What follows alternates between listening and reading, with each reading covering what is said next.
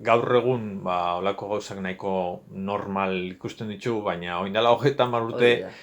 dantza taldiok, ez geunden jendia dantzan jartzeari begira, baizik eta geunden gu dantzain eta ikuskizunak ematiari begira. Ez? Ondo dago dantza taldiak, konpainiak, ikuskizunak ematia, baina interesantiena benetan da, herritarrek bere egitea dantza eta herritarrek dantzatzia, ez? Oso desberdina da zerbait ikustia edo konsumitzia, ez? Orain ikuspegi kapitalistatik litzatekeena edo norberak egitea, ez? Eta orduan, pixka bat hori da ideia defendatzen zana, eta horrela, dantza dela gorputz hizkuntza bat, euskara dan bezala, ez?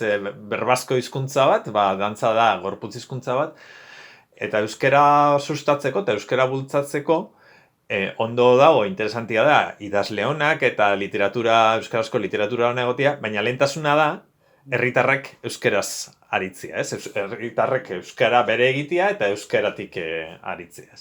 Eta dantzan, ideia berdina litzateke. Hau da, kalera jun, plazara jun, eta festa egunetan musika zagontokien, dantza hain, ez? Baina horren kontzientzia pixka bat galduta zagoan, eta orduan, hori da martxan jarri zana, 93ko San Andresetan. Urteroko pixka bat planteamendua, hau da, guk San Andresak ulertzen ditugu plazada dantzararen pixka bat eszenatoki natural bezala, eta aurten ere, horrela arituko gera, bai dantza eskolako, bai helduen ikastaroetako, eta bai nagusin taldeak ari dira horretarako lanea eta prestatzen, beti bezala irekita daukagu plaza eta atea animatzen dian guztiak dantzara batzeko gurekin, eta aurten larun batean izango danez ere, urte batzutan ezin izan dena, eta da Elgoibarko eta Debako dantza taldetako jendea ere hurbilduko dela, beraientzat ere urte hurren polita da gainera, 30 urte hasi ginela honekin, eta aste barruan tokatzen danean ezin izaten dute,